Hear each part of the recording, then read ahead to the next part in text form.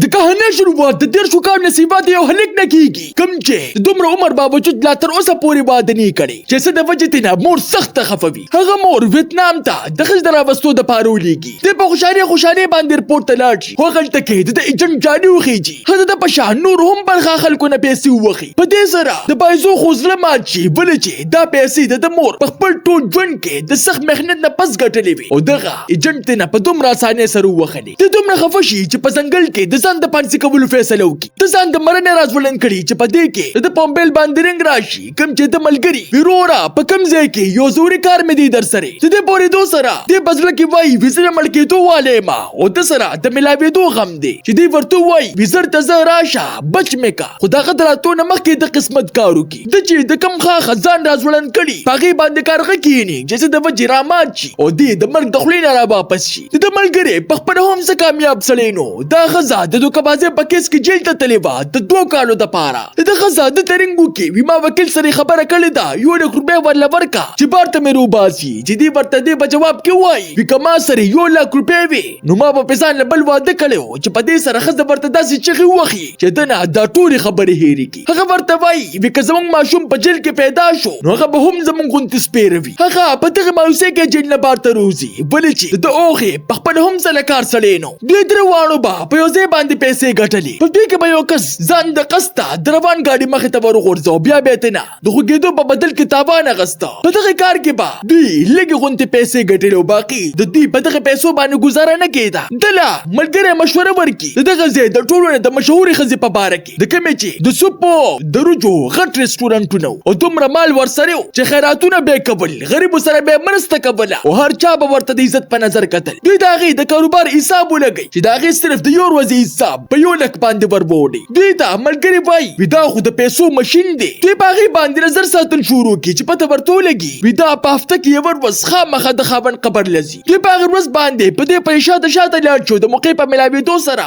د غوا کولو دپاره وویني د دې نه خبره چې دا مالدارېدو سړي خطرناکه هم ده. هغه د پرسه د شاټ والا تمانچه روباسي او بایزو خو په شاټ باندې راوغورځي. یو بل خوا د ملګري اوښې ورله نمسی راقابو کړي. د ملګري چې څنګه بوډۍ ته پام وکړي نو هغه ورپسې رامنډې وخي چې دوی ورپسې ډانګ راواخلي، خو د پاڼو د وجې خپه یې وښویږي او د کمره په کانټو غورځېږي. بایزو خو په خپل ملګري پسې ګرځي چې په ځنګل کې ټوپې ورته په نظر راشي چې پر لرې کولو سره د ملګري د سر په ځای باندې هغه د مچو په کبین باندې پرته وي چې د مخ سرې په ده پسې شي. دې ته نه په منډو کې اوبو ته ودانګي او بل خوا د ملګري د خوږېدو باوجود هغه ښځه راګیره کړي او سره د نوسۍ د ګاډي خواله راولي چې په ګاډي کې هغه ښځه د خپل چالاکۍ په استعمال سره ورته وایي وي د تاسو لا څنګه غواکاري یې په درې کسه باندې به تاسو 2 کسان څنګه راقابو کوئ. داسې وکړئ چې زما دا نوسۍ پرېږدئ، داسې بار ته ګرانه شي. دوی دې څنګه د بوډۍ په دې خبره باندې سوچ وکړي د هغې دا خبره به د ټیغ ښکاره شي او په لاره کې نوسۍ ورله په پاڼو کې پټه کړي او په دې خبره باندې ته را روان شي. وي د سلو پورې انسۍ وایي او بیا راپاسه. دغه غواکار دومره بېوقوفه وي چې په تلو کې لاره ته نه هېره شي او واپس د دې خواله راشي چې دې په راپاسېدو سره واپس په منډه باندې ګاډي خواله لاړ شي. په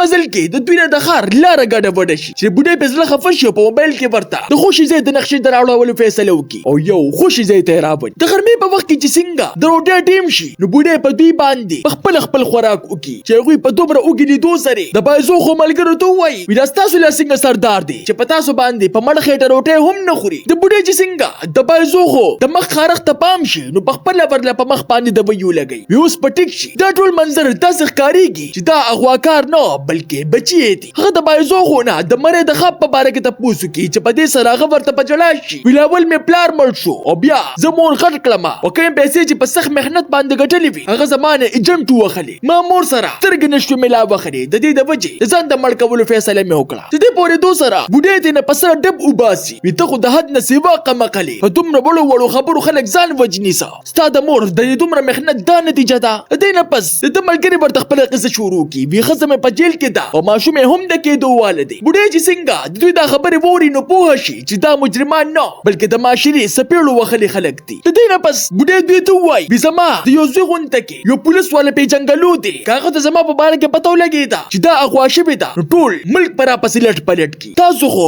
ما نشئ راقابو کولی نو د هغه مقابله به څنګه کوئ. د دې پورېدو سره د ټولو رنګونه زړ شي خو اوس شوې کاري او دوی مجبوره دې د وجې دوی فیصله وکړي وي چې څه کوو زر تر زره به یې کوو. دې بوډۍ په سکول کې تړلو نه پس په بچو پسې ورله رنګونه جنگونه شروع کی داغه مشر زوی په سیاست کې مصروف وي چې پیسو د ورکولو نه انکار وکي وی ما سره وخت نشتا دوی چې ورل څنګه دویم زی ترنګو کی نو داغه اسسټنټ یو چت کی زمونږ مشر مصروف دی دوی په اخر ځل باندې په کشر زوی پس ورلرنګو کی چې غورتا د انکار په ځای باندې بچو خوشي ولې چې هغه تازه په جواره کتابان کړي همدغه سي د دې ټول بچي د مرستې نه انکار شي د بایزو خو ملګری بډې له پیغور ورکی بدا تعالی څنګه بچي خټ کړي دي دوی سره خوستا زره برابر پروا هم نشتا د پورې دو سره بډې چپ پاتې شو پزړه کې وای بزما د ټول ژوندۍ د مهنت د قربانو او د دومره دوره د نتیجه وروته او بیا دوی ته په خبره باندې وای وستاسو پیسې پکار دي کنه زه درل در کومه آیا د بایزو خو به واده وشي او کنه